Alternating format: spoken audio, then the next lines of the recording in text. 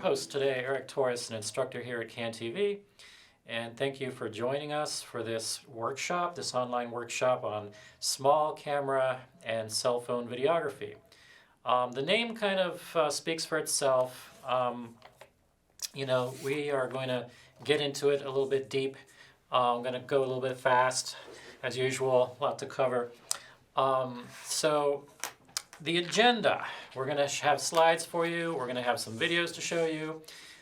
This is what I'm hoping to talk about today, starting out with people's goals, formats, their perspective, their point of view, what they hope to do with these videos when they make them, what kind of equipment you might need, what kind of equipment you might already have. We're going to show you an example shortly, and we're going to deconstruct it. We're going to talk about it. It's number 3 there. We're going to talk some basics. We have to back up a little and cover some composition basics and some things more specific to small cameras and phones. And then we're going to do a little review quickly on lighting. That's just going to be boom, real quick. Some settings. Settings are going to be really important to talk about, whatever device you're using. We'll talk about how to control it, stabilize it, focus it, expose it. We'll get into some of that. A little bit about audio. There's some advanced stuff there for, the workshop is going to try to address basics, but as well, we're going to try to, challenge you. We're going to try to give those of you that are a little bit more advanced a few ideas, stimulate some of your brain cells too. We don't want anybody to be bored, but, we have a wide range of people we deal with. And so the category is pretty broad. And so that's why I'm going to give a smorgasbord of just smattering of things dealing with different cameras, different concepts. But it all has to do with using a small camera. Everybody has usually some kind of camera, even if it's just their cell phone or it's a small point and shoot camera. And the reason we want to do that is, because of the times we live in right now, a lot of people might not feel comfortable coming and checking out heavy-duty equipment. And even if you do feel like it, maybe you live far away, maybe there are some projects where it's more convenient to just use what you already have in your house. And so we want to address that. We want to embrace that. This is the era we live in right now when you can use both high-end professional equipment and you can use low-end, you can use prosumer or consumer equipment as well to make some high-quality videos. And so that brings me to my first point of the day here, the agenda. The goal that you might have. This ties into our previous workshops, talking about pre-production, talking about, having a plan. But as far as small cameras and phones go, though, there's a whole genre for that. Of course, there's a lot of people that are producing video on their devices for the internet, to put it on social media, and so on and so forth. But we also want to encourage you to use that to produce material for CanTV, for cable access. It's perfectly viable thing to do. It's totally possible as long as you follow some of these basics that we're going to cover. You can create high quality videos. So yeah, talking about those goals again, if we could look at that slide again, please. People know all about the selfie, but that is a style. And so if you are going to, I guess you have to determine, first of all, what the heck are you doing? Are you doing a documentary? Are you doing a drama? Are you doing something where you're trying to share a story? You're trying to show people something that's going on in your neighborhood, or maybe what you're experiencing right now, during this pandemic. And so in that case, that's going to help determine the style and the format. And so, things like how long is this video going to be? People's attention spans do tend to be kind of short, so that's why people shoot on phones. It's quick. You can upload it really fast. You can get it done. And so that's where we're going. That's where we're going with all this. We want to talk about how to make it happen fast. So I'm not going to spend a lot of time talking about pre-production, but I do want to say that yes, it is extremely useful to think through it a little bit before you grab your phone and just go shoot. Think of a concept and a structure to that concept. Tell, like what kind of story do you actually want to tell? Where do you want to start? Where do you want to proceed? How do you want to end? And so what kind of visuals would support that? This is a visual medium. And so you don't want just a guy like me just talking to you for an hour. You don't want just a talking head. So you're going to be using your device, but use it wisely, use it judiciously.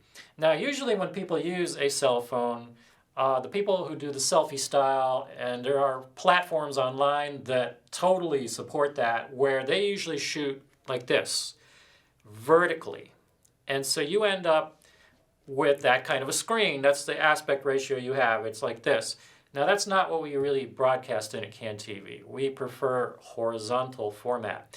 Now, there are ways, they say, online. If you look at YouTube, you're going to see 1,000 videos about how do you convert vertical to horizontal. So I don't recommend it, though. I don't recommend that kind of thing, because what you're not really converting it. That makes it sound so good, like, oh, I can magically take this vertical format, I can somehow make it like this. Well, not exactly, because in order to make it horizontal, you have to blow it up.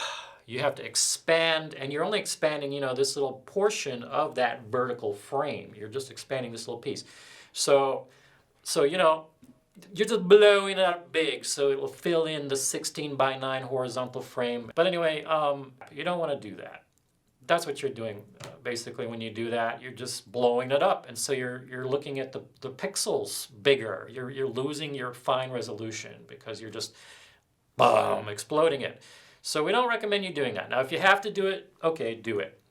But other recommendations that they have for you online are not to blow it up bigger, but instead put black bars on the side, or instead they'll have you duplicate the same image, and they'll have you blur it so you have the same vertical image also on the sides, but blurred out. And so that way it kind of fills in that whole horizontal frame, and you're, mentally you see a full frame, and it's not so bad as just a vertical thing. But, it's better to start horizontal from the get-go, just skip that whole vertical thing. That's just asking for trouble. So that's my first recommendation to you today. Secondly, time. How long should it be?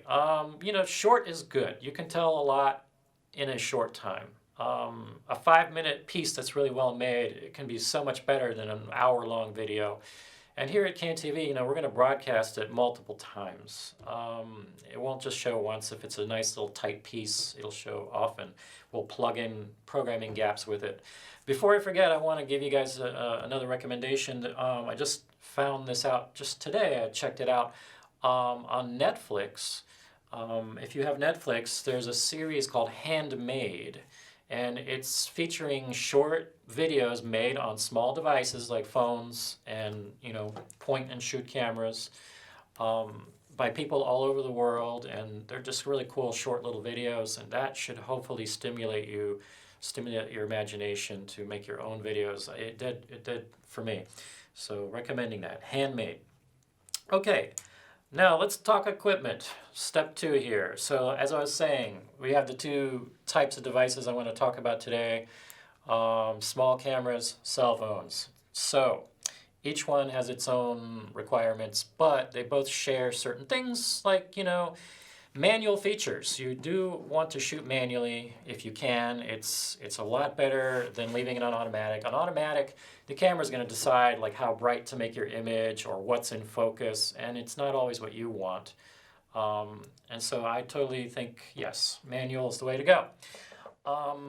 Not just the cameras, though. We also have to talk about stabilizing, because, being small, these things can be hard to keep steady. The image tends to be shaky with these because they're so small. They're convenient. You can put it in your pocket, whip it out when something's going on. Great, grab that, videotape that, fantastic. But, a lot of times you're excited, adrenaline, the camera, the phone is doing all kinds of stuff. So one of the biggest things I can advise today is really almost pretend you have a large, heavy camera in your hands and treat it like that, So hold it steadily, brace yourself against things. Don't just whip it, hither and thither, be determinate. Look at something, focus on something, stay on something for a while. Don't just drift around. Take our attention somewhere and keep us there for a little while, because you're thinking faster than you're actually recording. You think that it's long enough, for example, just to shoot, for 1, 2, 3, 4. That's good enough. No, later you're going to find, oh my God, I barely saw that. It went by in a blink. So usually you want to at least count to 10 when you're shooting something. So count to 10, then move on to something else. Now, if you don't feel comfortable hand holding it, if you don't have that kind of life experience where you do that a lot, think about getting something like this. It's like a little tripod. You can just plunk that down somewhere. That doesn't work for the cell phone. I don't have a tap to screw into that, but it does work for my small format camera. So if you're going to buy a camera, make sure it has a little mount on the bottom, a little screw mount, and that way you can use it for interviews and things, and it'll be rock steady. So as you can see, there's all kinds, and the one you see on the far right there, that's a little homemade mount that I made. That's for cell phone. Because lately I've been doing a lot of Zoom conferences, and I approached this as anybody would, never having done it before, as a total amateur. I was like, oh, what do I gotta?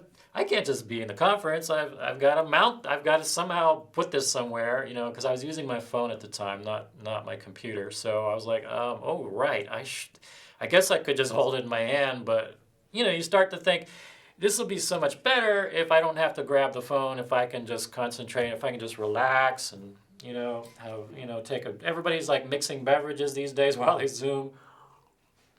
Everybody's doing cocktails. I can't do that if I got the phone in my hand. So anyway, so I made this. And, those who have been at CAN TV for a long time, you were probably around when we were using DV cam tapes. Well, that's what this is made of. It's like DV cam box. I just like sliced off the lid part of it, and I cut the sides. It was hard work. It was a lot of, X-Acto knife. But anyway, this is my little homemade selfie mount. I think it's backwards. Let me just turn it around. There we go.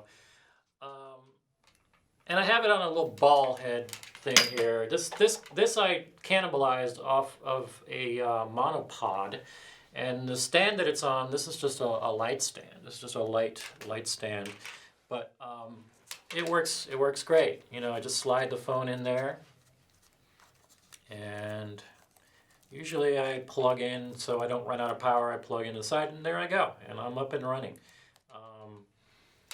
So that's my homemade selfie stick, where it's hands-free. And so yeah, just using your creativity, you can make something that will hold your phone. Or if you want to spend money, fine. There's plenty of products out there. I'm sure you can find one that works for you. So anyway, the mount. Once you have it mounted, okay, the phone mount is just going to sit there, but the camera mount, what I like about this is you can also use these kind of things as a stabilizer. You can hand hold this and do some great stuff with this. And since I'm on this swivel chair, if I wanted to do a little arcing shot, I could. It would be nice. All I have to do is just swivel my chair and get a cool, shot like that. You can walk with it, you can hold it up high and angle it down. There's all kinds of great things. So highly recommended. Or you can put it on a monopod, which is like it sounds, one pod, one leg, instead of a tripod. So here's an example of a monopod. It's all collapsed right now, but you can mount your camera on there and go to town with that. So yeah, monopod. And there's one more real quick one. This is really micro. This is really light. I don't even know where I got this. This was in one of those bins. It's like $1 at a camera store or something like that. But as you can see, it's a really lightweight little thing, and it telescopes out, and it's just, it's great. And so what's so nice about these things is they can be so light, so small. You can just toss this in your bag and, in case you need it, there you go. You can take it out, set it up.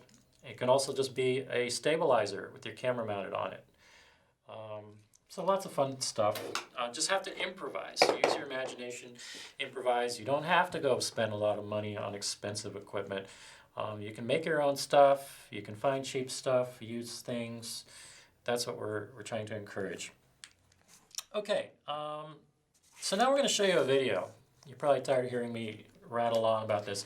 So I want to show you a video that is made completely with this phone. Shot on the phone, edited on the phone. So I'm going to talk about software for that in a little while. But every single thing was done on the phone, including the voiceover, the narration was also done on this phone. So we're going to watch it and then I'll talk about it. So it has to do with time, and it's a poem, a famous poem that inspired an artist to construct an incredible statue. A statue doesn't even cover it. It's down on the south side, Midway Plaisance, 59th Street. It's called The Fountain of Time by Laredo Taft. And yeah, why don't we just watch the video and then we'll talk about it.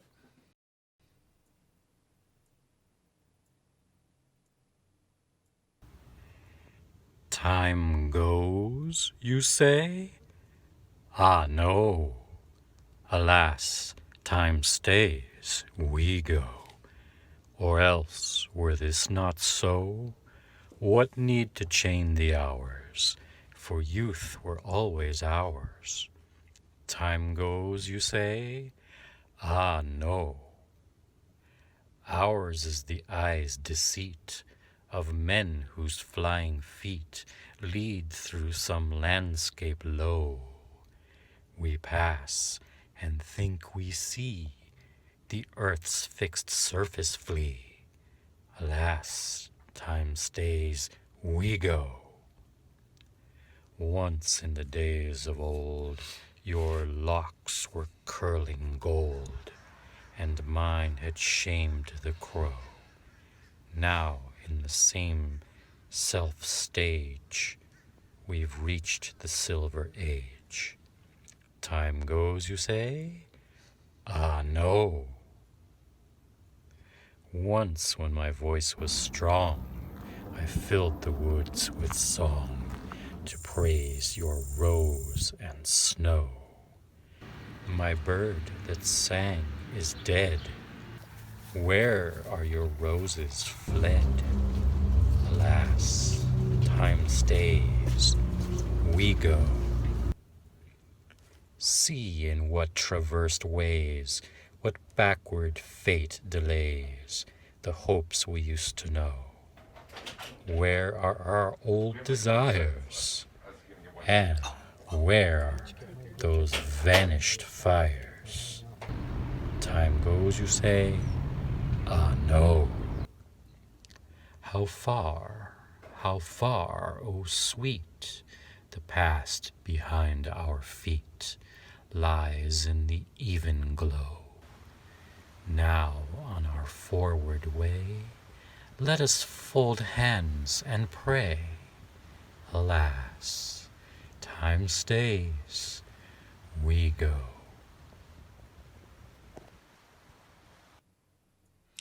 Okay.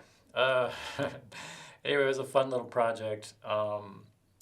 And so, yeah, it was all done on the phone.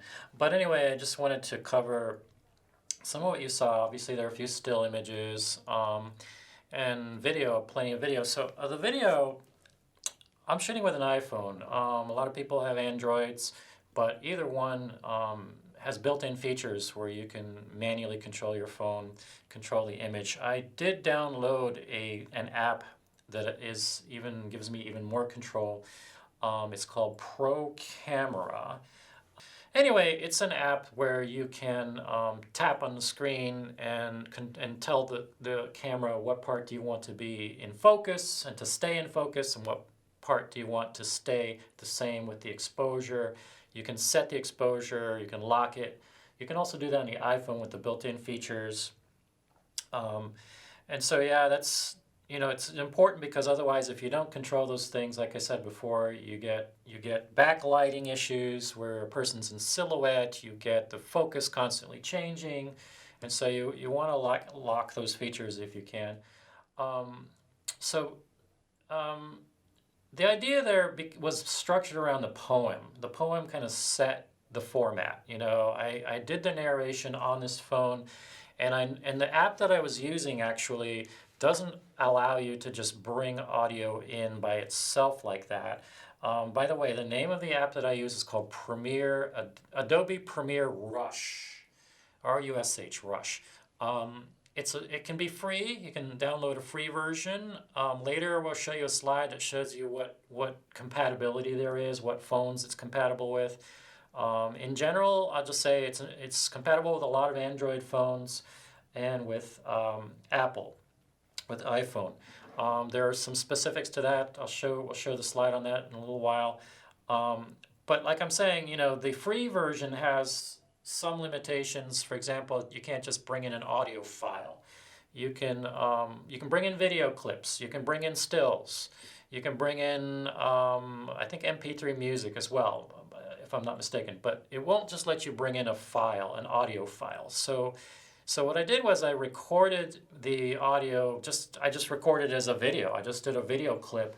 I didn't care about the video part of it, so I didn't even try to focus it or anything. In fact, I did it in our car because the car is a nice, like a sound booth.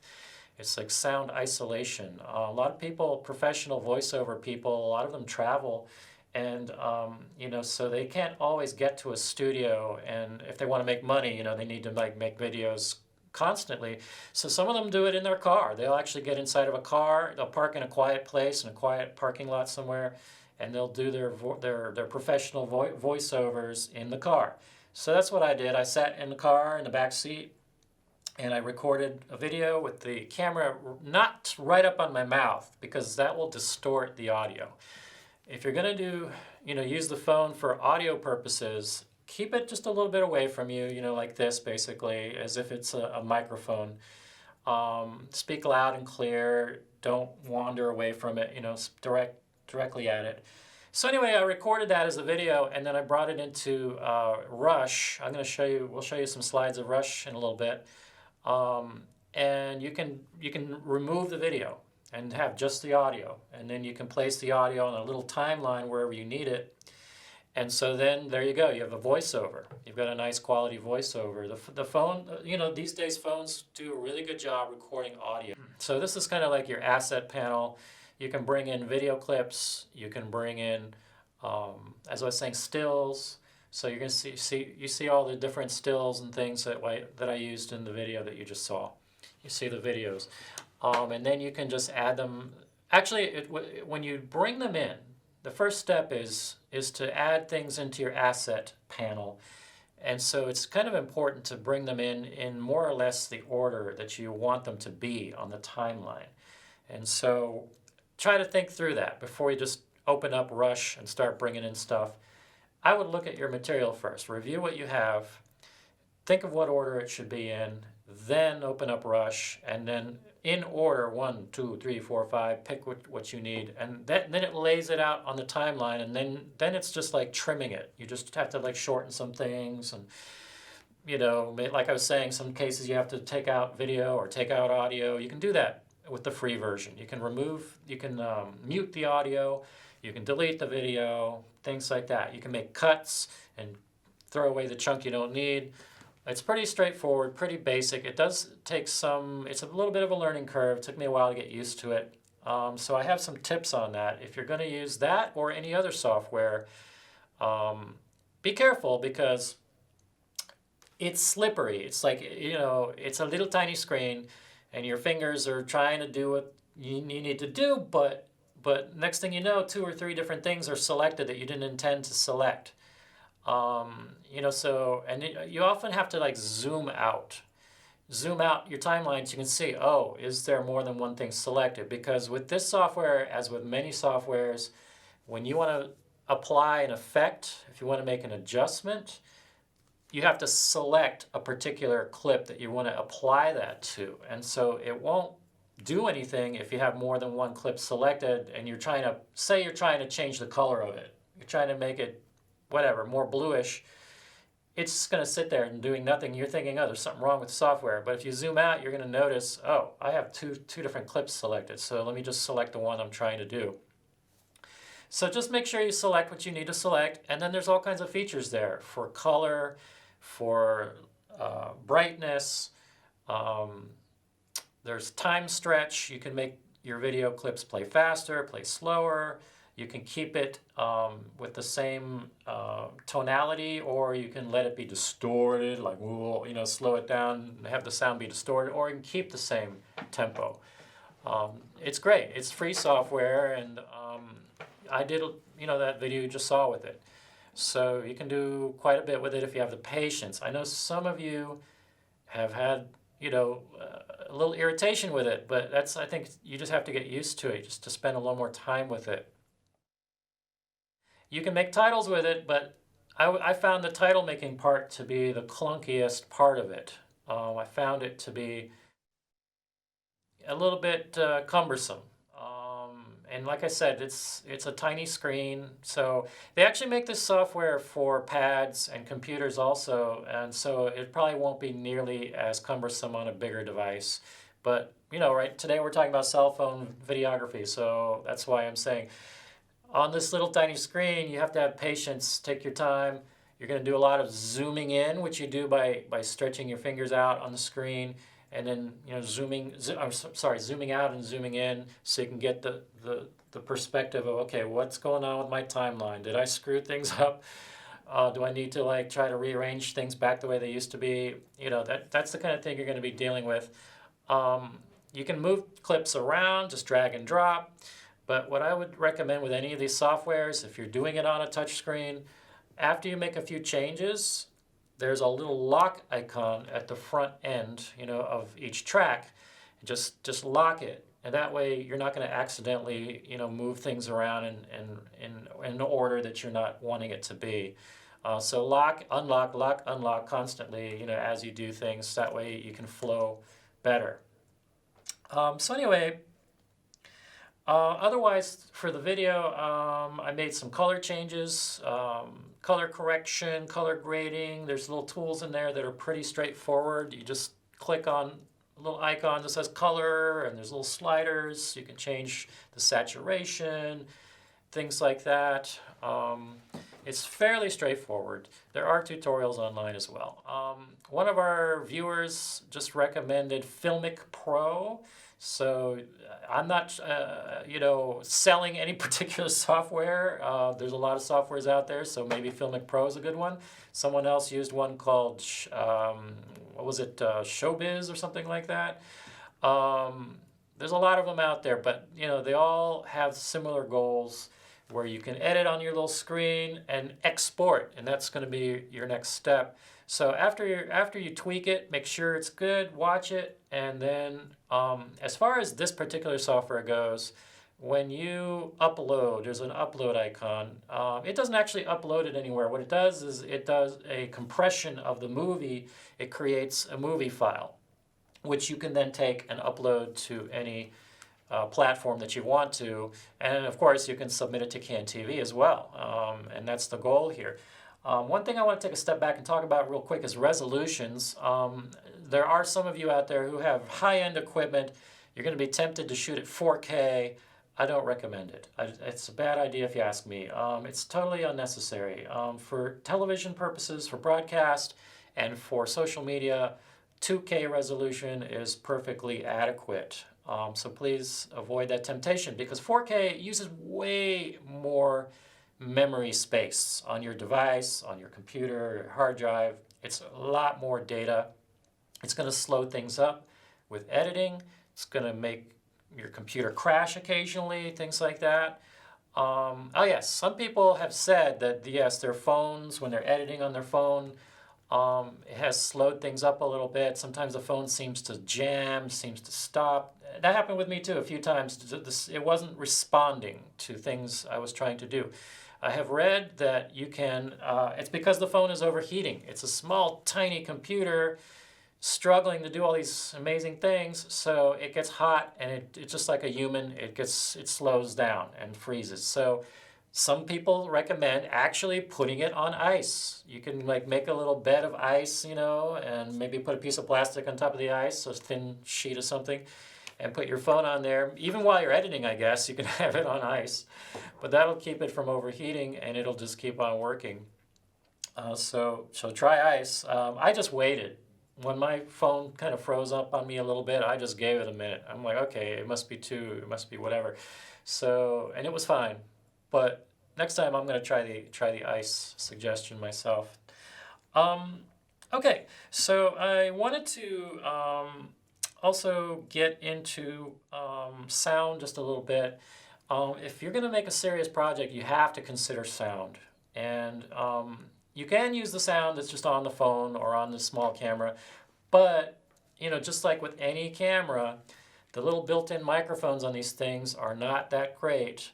It's okay if, say, it's just this far away. If it's within a few feet of you and you're in a quiet room and there's not a lot of reflective surfaces, if there's carpeting, couches, curtains to absorb sound, great, then maybe this is good enough. But let's say you're shooting a drama. Let's say you've got actors, okay? You're not going to want to just shoot with the little mics that are on these things, because their actors are far away. They tend to be over there somewhere.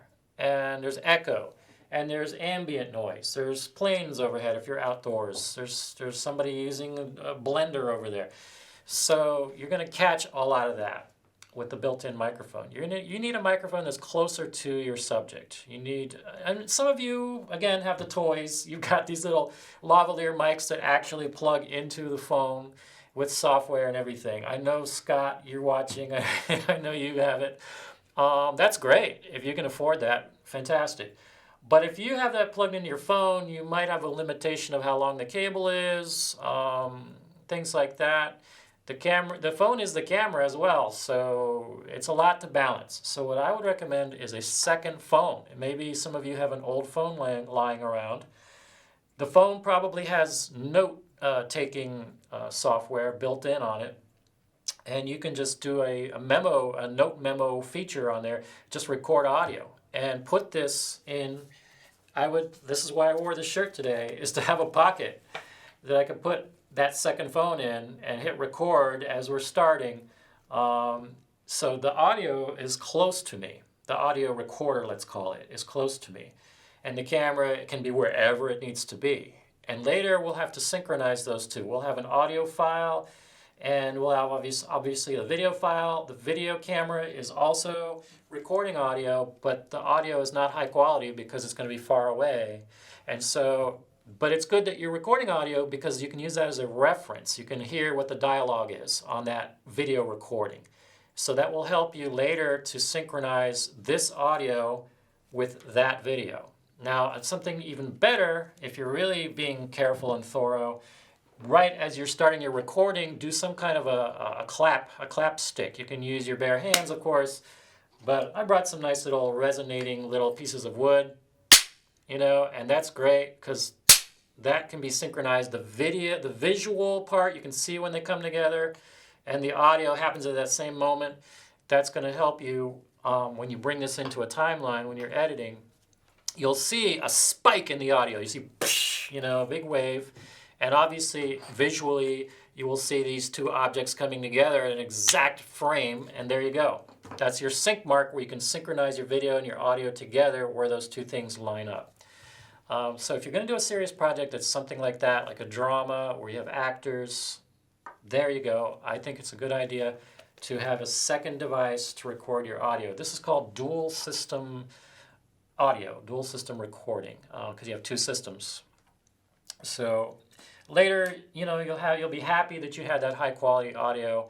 The only thing is you test it because, there might be like sound from the clothing, things like that. But yeah, it's something that you can try. I would think it's a fun project to try. That's your homework for today. Okay, now we also want to talk about some creativity as well with these devices. You can get really interesting with these things. You can get creative.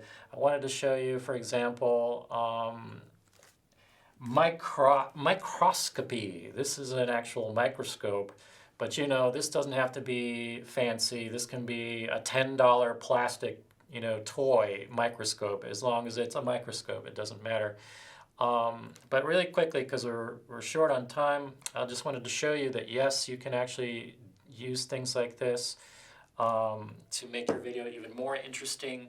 You can use, let's see, I've also got a little, it's a monocular. You can, you know, instead of a binocular, it's a monocular. It's just a single. You can put this up against your phone and get some images. I did something similar in the video that you saw, the time video that you saw. I was out in a prairie. Actually, it's about an hour and 15 minutes south of here. It's called Midewin Prairie, Midewin, Midewin. It's a preserved land where they actually have bison out there. So that you saw that one image. I shot that by putting my phone right up on. They had one of those telescopes where you put a quarter in. I mean, I think it was free, but you know what I'm talking about. One of those things where you look at the Statue of Liberty kind of thing. And I literally just put the lens of the phone up on the eyepiece and looked at my screen. It was hard because it was like bright sunlight. But yeah, I was able to get that image of those bison on the prairie by doing that. So they sell lenses, of course. I'm going to show you later, or now, however my crew feels. There's a slide talking about different lenses that you can buy that strap onto the phone. The lenses are either to blow the image up bigger, they're like telephoto, or make it more wide angle, wider than the native camera that's on the phone. So, you know, now of course they're making phones that have 3 lenses on them. You've seen those probably, like the iPhone 11 or 12 or I don't know, whatever the number is. You know, they have like all those lenses on the camera already, so all you have to do is pick which lens you want to look at. But that's expensive. So what I'm saying is you can improvise and just find something cheap to make it happen. So anyway, I'm gonna take this microscope. Now I made this little stand. It's just a little wastebasket with a piece of foam taped to the bottom of it, but it's the exact height as the top of this microscope. And so I have some different samples, little plants I gathered out here in front of CAN TV. So let me just pick a flower, let's see, or a little bud of some kind, and I'll put that little sample under the microscope. And it's important that you have a lot of light on your sample. So let's see if I can make this work. Looks like we're lining up pretty well there. So give me a moment, please. I'm going to open up my camera app. And let me just quickly focus my microscope. So why don't we roll? We're going to roll an example film while I get this set up. So it's about microscopy. You see what I'm doing there on the film. And camera goes in.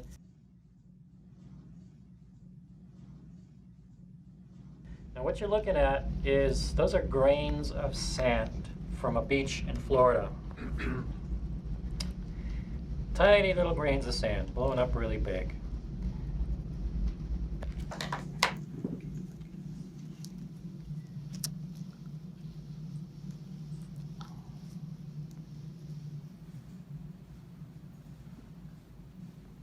And now we're going to look at a small, tiny little insect. And this was just sitting on the windowsill next to my desk. Tiny little thing. I could barely see it. Little tiny bug. It's like the size of a pinhead. And there you go. And this is all shot on my phone, on my cell phone. So imagine, some music to this, some kind of a experimental music soundtrack uh, put there. So yeah, it's both beautiful and terrifying to look at this tiny creature blown up big, and to realize that these things are just, crawling around on our desks and in our clothes and on the back of our head and whatever. But yeah, this is a way to. Oh, and this is the bison again. This is using the cell phone up against a telescope. I did a little color correction with the software that I was talking about. A little bit of color correction, a little bit of toning it down. It was too bright, but not much. There was not much to it. But yeah, it's a little cumbersome to show you this right now. Okay, so let me take this down. But this is the idea: is you have your microscope set up. I would recommend that you tape it down to the table so that it won't slide around. I would recommend that you have a lot of light coming in to the area where your sample is. I don't know if you can see that or not, but yeah, I've got a little piece of paper at the bottom with the sample on it. Have a lot of light coming through. Have it taped down, and then make some kind of a mount where your phone can sit on it and be at the same height, or very close to the same height as the top of the microscope. And then you have to figure out where the lens is on your phone, on the back of your phone. So what I did was I put some white paper tape on the edges of the phone, and I just drew with a Sharpie little marks to show, kind of a crosshair, like where can I find the lens on the back of this camera based on those marks. And then you just slide it left and right, forward and backwards, and until it comes into view, as you saw in the video. And then it's just tiny little movements will make a big difference. You have to be really careful to just barely move, and it will come into view. And then you can focus your microscope. And it takes playing, you got to play around with it, but eventually it works. And it ends up with the results that you saw, which you can then edit. You can then do some color correction and this and that to get some good results with that.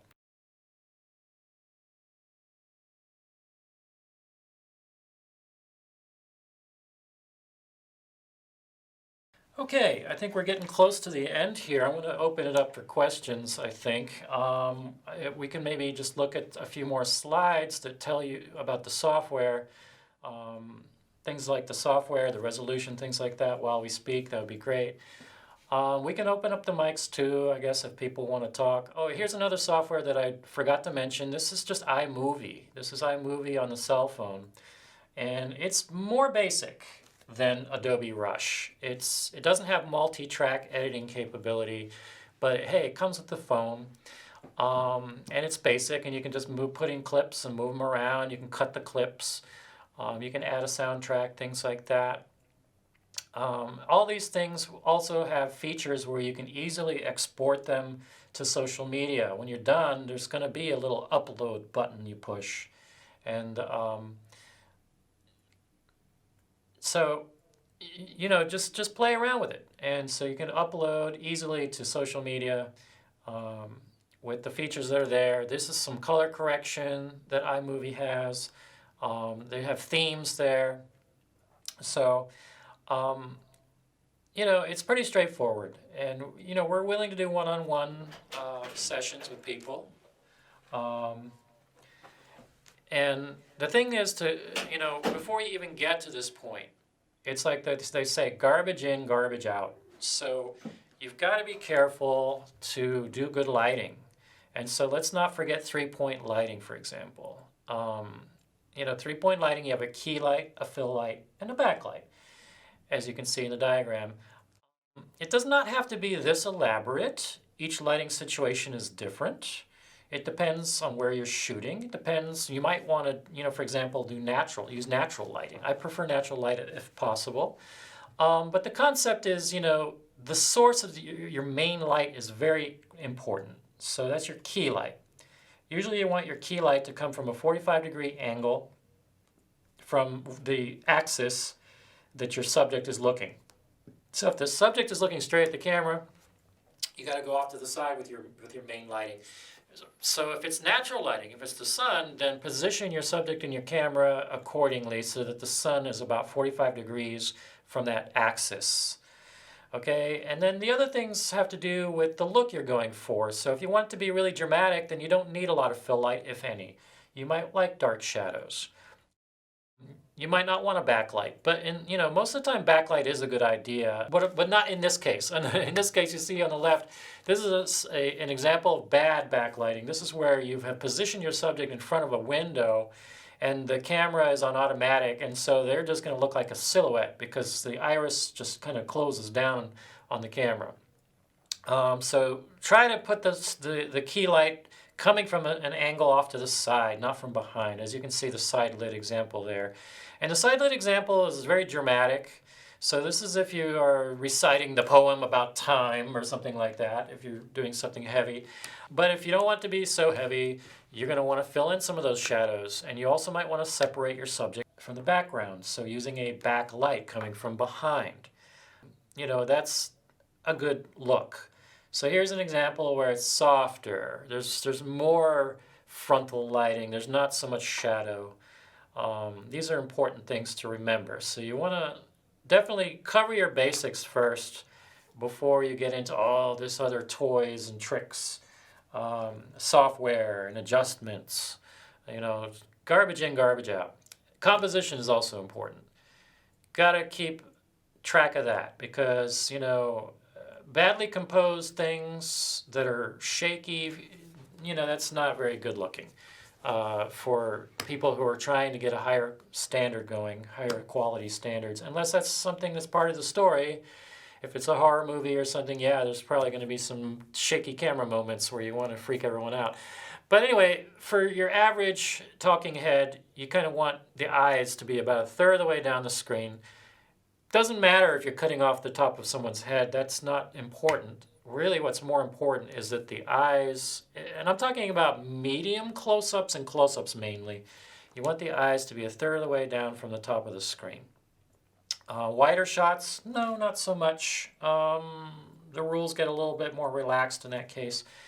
But, there's the rule of thirds where if you divide your screen into three parts, both vertically and horizontally, those places where those lines meet in the third, at those nodes of the screen, those are powerful points, and it's good to call people's attention to those places. So anyway, yeah, follow the basic composition rules. Now also resolution. As I mentioned before, I wouldn't do 4K unless you're trying to show your film in a movie theater, which these days there's not a lot of chances to do that with social distancing going on. I would stick with 2K. I would shoot at 30 frames per second for most purposes. Your camera has those settings in it. When you're in your video recording mode, you're going to tap on your settings button. You're going to find those choices. You're going to see that you have 24p as another choice. 24p is to make it look like a film, because film cameras shoot at a slower rate. It looks a little more jerky, more flickery. That's the culture of film. But 30 frames is good if you just want it to look smooth. Now, if you are planning on doing slow motion in post-production, I would shoot at a higher frame rate. Shoot at 60, at least 60. A lot of cameras will let you go to 120 or higher than that even, 200 and something. The more frames per second, the better. If you're going to slow it down, do some kind of special effect where someone's slowly flying through the air and they're about to fall down or something. You need more frames to really stretch that time out to make it look smooth. If you shoot it at 30, it's going to look more like that, as opposed to. So yeah, shoot at a higher frame rate. The only thing is if you shoot the higher frame rate you shoot at, the more light you need. It needs to be brighter because the camera is taking a lot more pictures per second. It's like, so those shutter speed is a lot shorter time span. You're getting little shorter bursts of light, and so you need more light to compensate for that. So you can't shoot these high shutter speeds, these high frame rates in a dim room. Like right in here, it wouldn't probably work so well. You need like daylight. You need something really bright. So this brings me to the apps I was talking about. The one I use to do stills and to shoot video with is called Pro Camera. It's roughly $9, so very affordable. It allows you more control over your focus and your exposure and a lot of other stuff too. There's a lot of color correction tools in there. It's nice. And then, or you can just learn how to use the built-in features of the phone itself. Most phones do already have those capabilities. It's just they might just not be as easy to use.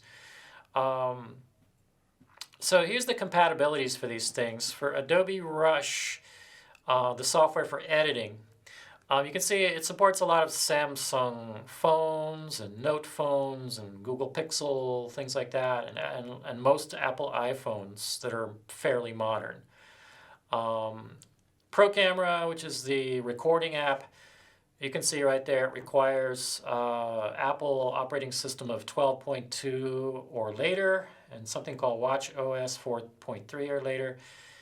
iPhone, iPad, iPod Touch. Okay, so I'm not endorsing them. I'm not making any money from that. I'm just saying that's some of the softwares that I happen to use.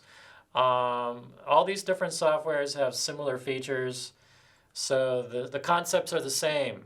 And so it's just a matter of getting this, understanding the psychology of the app, of understanding the manual features and just turning them on and to applying them to a particular image or a particular piece of audio. That's the philosophy of every software.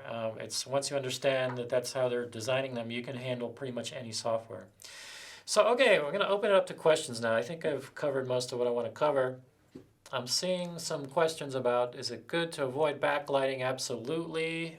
If you're going to have backlighting, if you have no choice, like let's say it's a bright landscape behind you, the sun or something is back there, and you don't, for some reason, creative purposes, practical, you don't want to rearrange your actors, you want to keep them where they are and your camera where it is, okay, you're going to have to open up your iris to let more light in, because otherwise everybody's going to be just a silhouette. You're going to have to open up the iris so that we can see them. But the trade-off is that this environment around them, the background is going to blow out. It's going to be way too bright.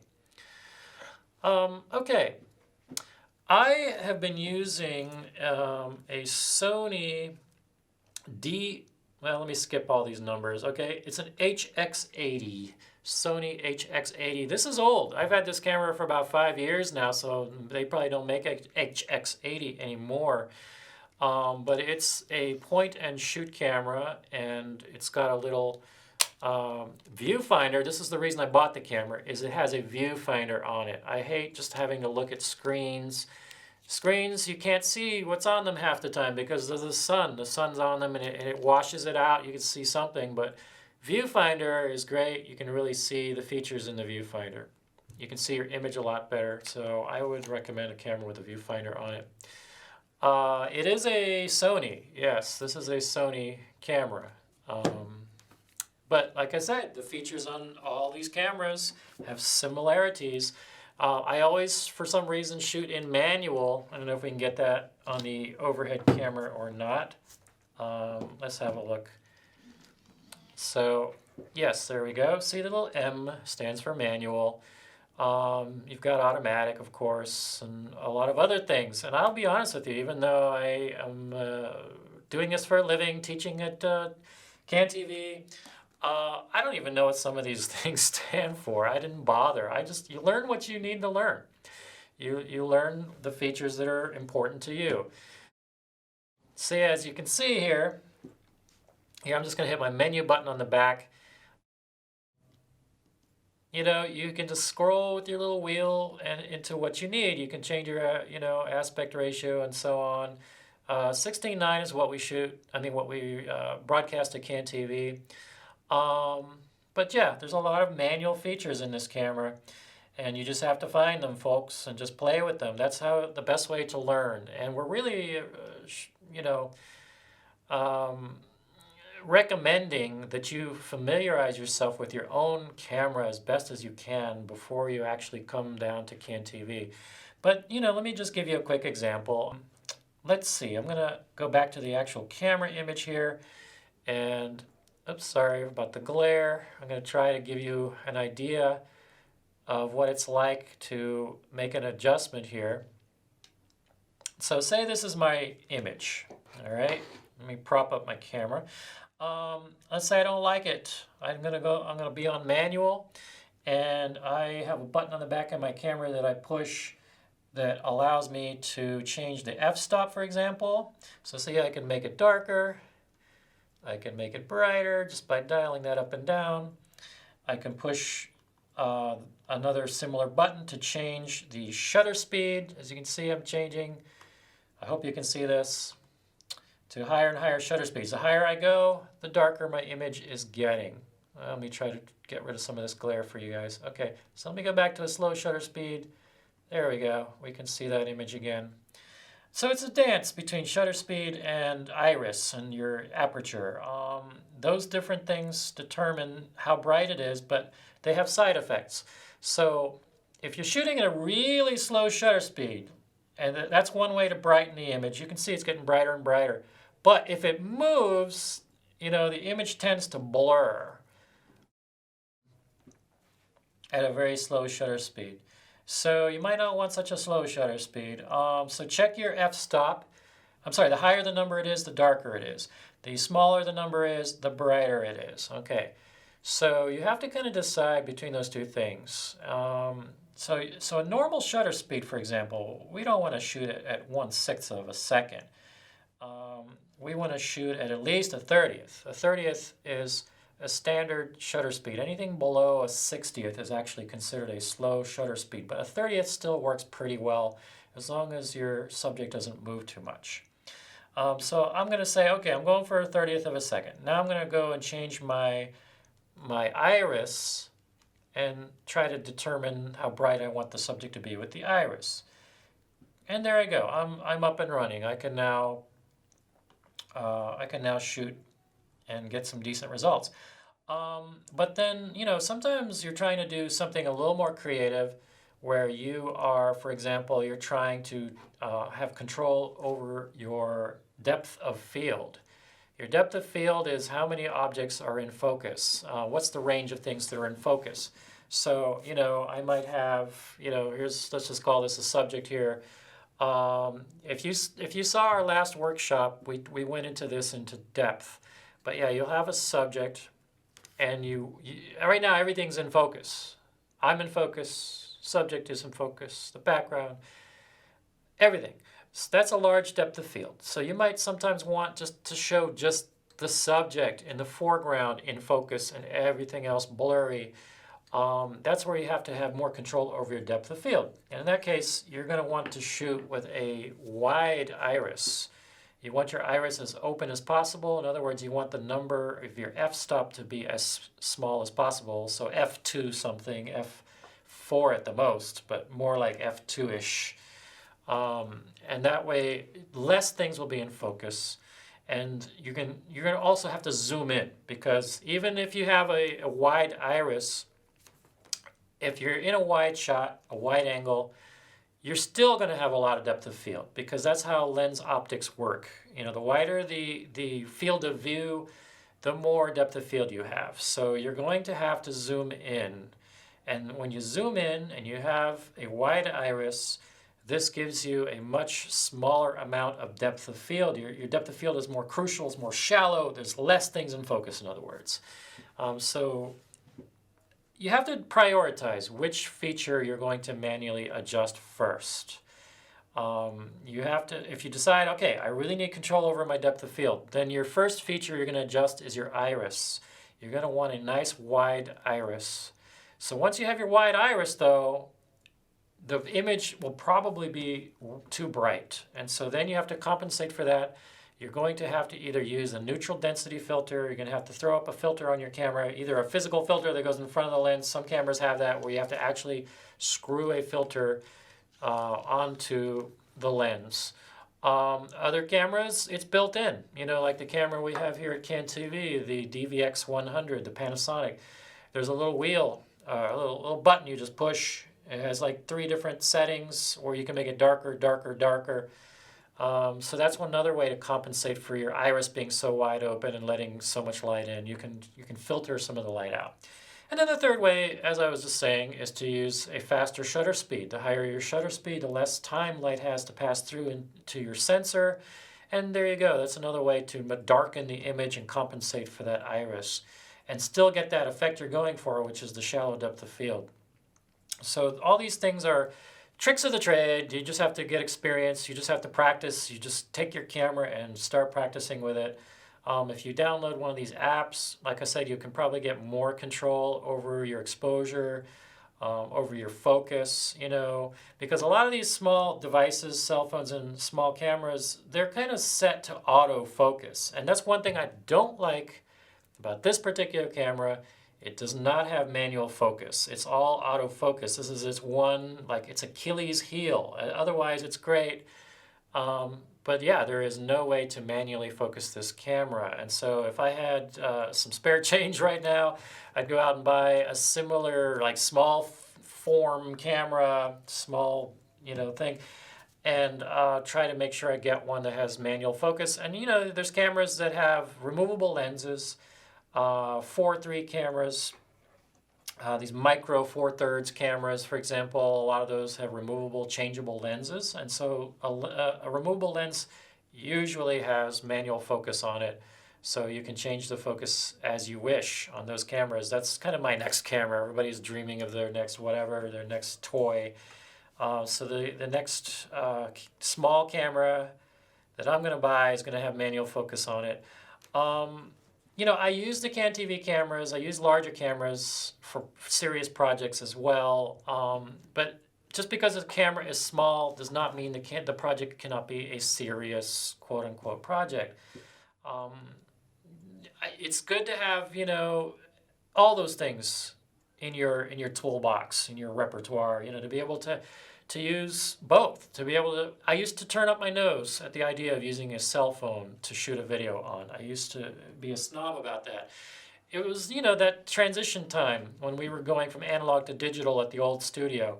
And so just thinking about, should I get with the program? Should I, so many people are using cell phones now to make videos. And, we kind of turned our nose up at that until we realized, well, look, this is the trend. This is the way things are heading.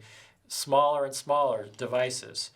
Smaller devices, more powerful software, etc. And so, yeah, you can be a dinosaur if you want to be, but, or you can learn the new equipment. And so that's the spirit of this workshop, too, is to embrace the technology.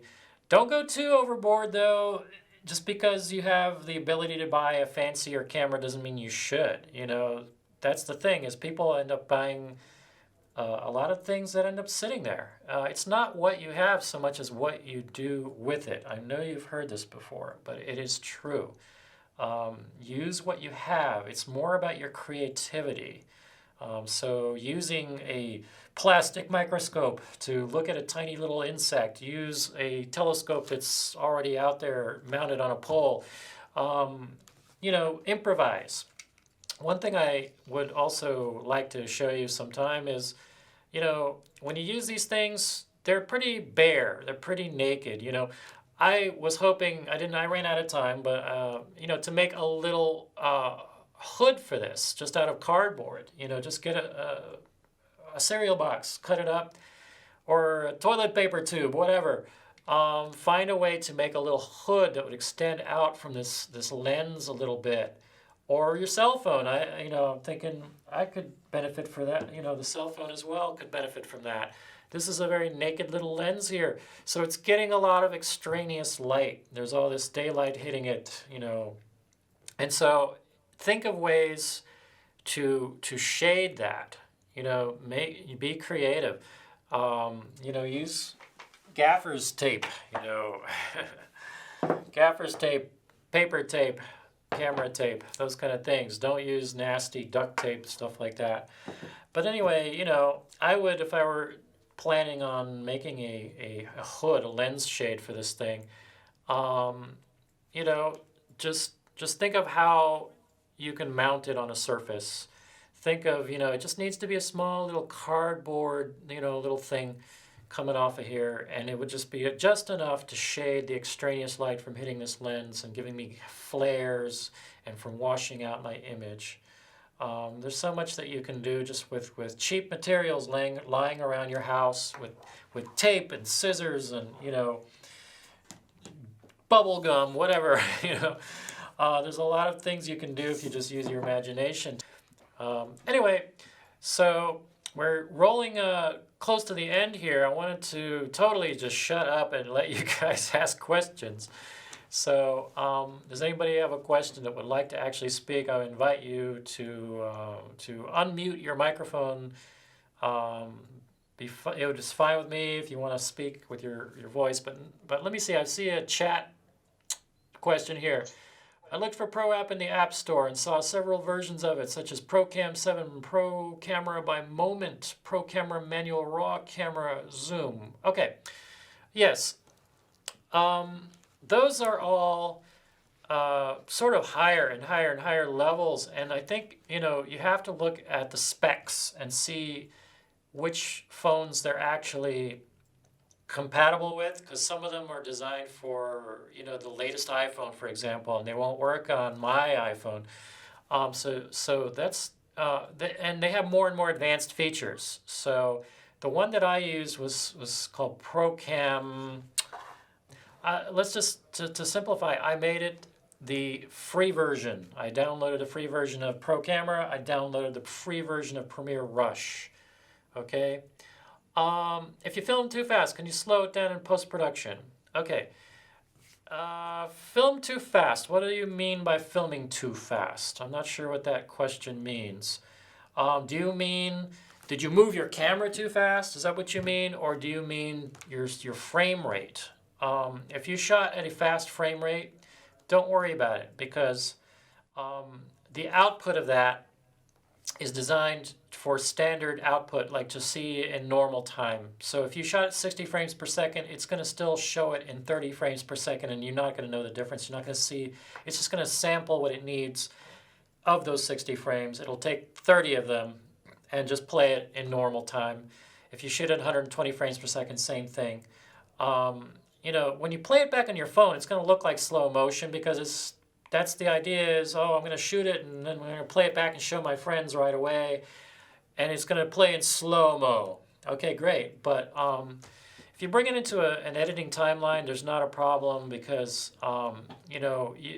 you can just you can totally convert it easily enough into what you need. Having more frames is not a bad problem to have. It's a good problem to have. Is there can I ask a question? Can you hear me at all? Yes, I hear you. Can you hear me? Yes, Yeah. go ahead.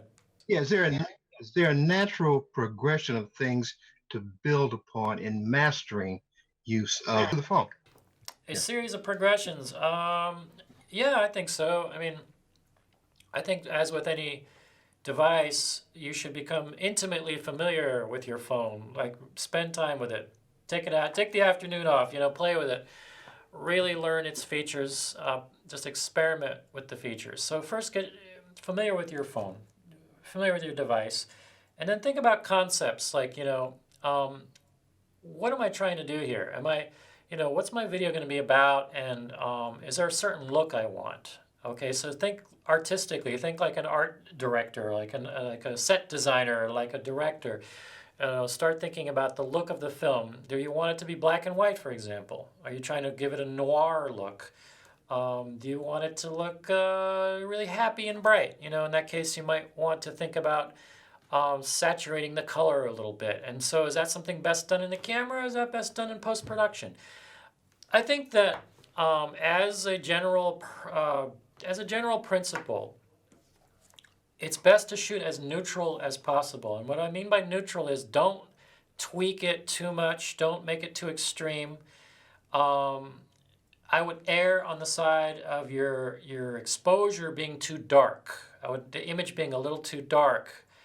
The reason is because you can, when you record and the camera is set so that it's coming out a little too dark, the camera is still seeing detail in those shadows. It's still getting data. It's preserved. It's there. It's hidden, and you can bring it out. The shadows, you'd be amazed like how much information is there in the shadows waiting to come out. But the opposite extreme, if you shoot too bright, if you make your image like really bright, you can see like the top of my head here is this blown out. There's a reflection there. I didn't use any powder on no makeup. If it's blown out, if the features are too bright to an extreme, there's no information that can be rescued. It's lost. It's blown out. It's white. There's nothing you can do, but you can tone it down, but it's just going to look kind of gray. It's not going to look, you cannot rescue it if it's too bright. If it's too dark, you can rescue it. If it's too bright, you can't. So think about those things like the style, the look, but shoot neutral. Keep it neutral because later in post-production that gives you room to play. You can adjust it. You can, if it's a little too dark, you can brighten it. You can play around with things depending on, of course, on the editing software you're using. But if you're using Adobe Elements, which is the software we have here at CanTV, yeah, you can totally play with those different parameters. You can brighten up shadows. You can change your contrast. You can change the saturation. If you shoot neutral, that gives you a lot to play with. So as far as the progression goes, yeah, you would think of your story first and foremost. What are you trying to say? Think of a format. How long do you want this to be? Is it going to be for YouTube? Is it going to be for CanTV? Is it going to be for both? If it's going to be for both, okay, then you probably want some high production values if you can help it. Put some energy into it. So learn your equipment, learn your camera, have your concept ironed out, at least a rough outline of what you're doing, and go from there. And that's your basis. Once you have your basis, it's going to flow from that point. It's definitely going to flow.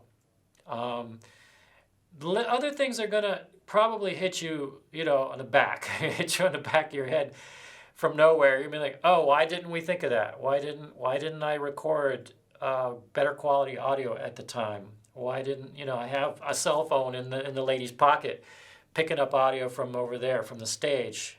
Because now I got junk. I've got sound from these speakers that is not good quality.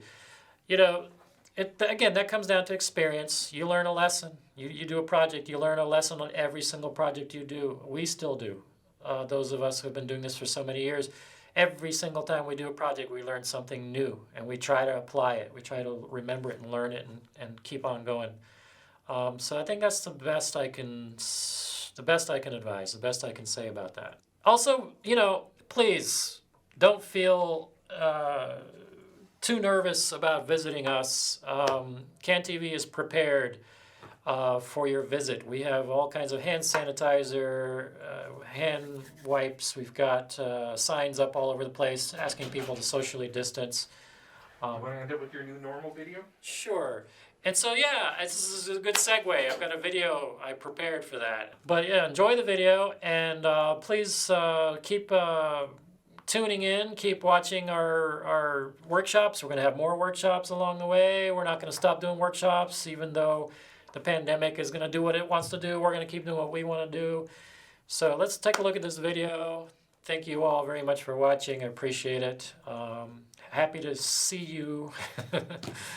And good luck. Send us questions to etorres@cantv.org or to aalberti, that's for Andrea, aalberti@cantv.org for any questions. Or if you can't remember any of that, just training@cantv.org for questions. Thank you all for watching. We're going to end with this video just to encourage you to visit us and maybe take some workshops or classes or one-on-one sessions, because we're going to respect social distancing, etc.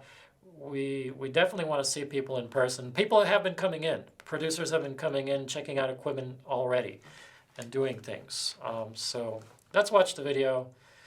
Take care, guys. Also, this video was shot on this small camera, just so you know.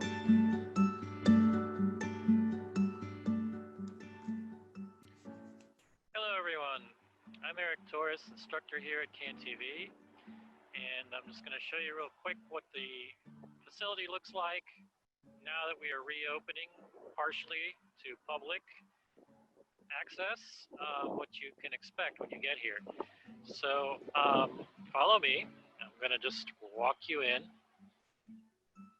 Of course, as usual, you'll come and be buzzed in. There's something I forgot to show you. If you're coming just to turn in a video, if you have a DVD ready to go, here, I'll show you. Let's take a look at this over at the parking lot. Okay, so when you come in, before you enter the building, or if you don't want to enter the building actually, you can come and drop it off in this little video drop box here and stick it in there and it'll be taken care of. Okay, so let's go in and see what we can expect when we get here. So as usual, push for entry. You'll be buzzed in. And as you can see, face mask is required.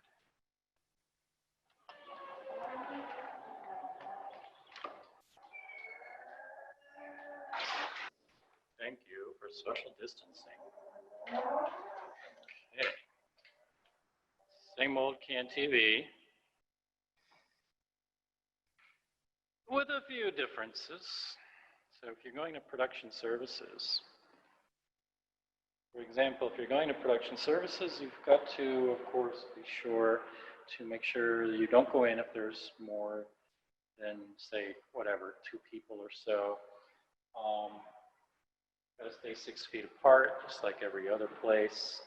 The usual stuff, but don't be worried. It's fine. Everything is set up nicely here.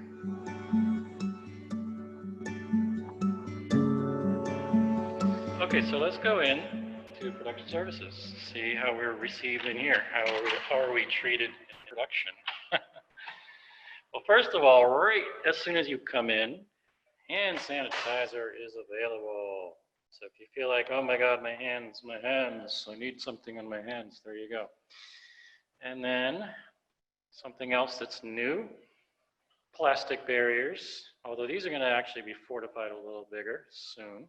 And the guys are well protected as well.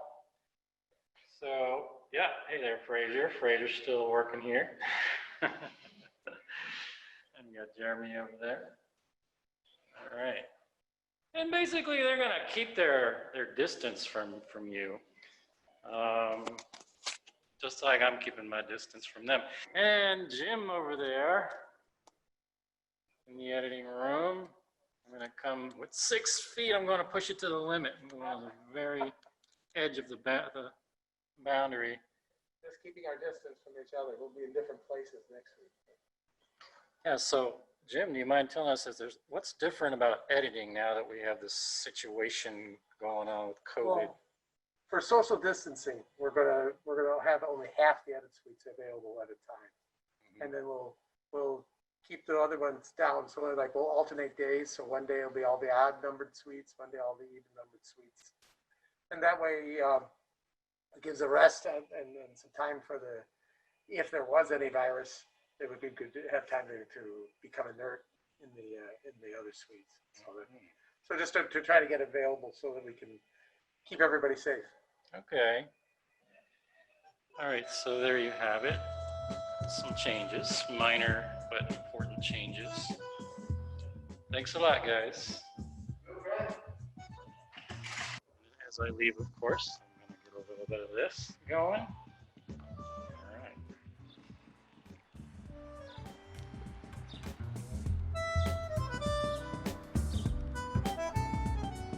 So all the different departments are handling it similarly. Every room has instructions, pretty straightforward.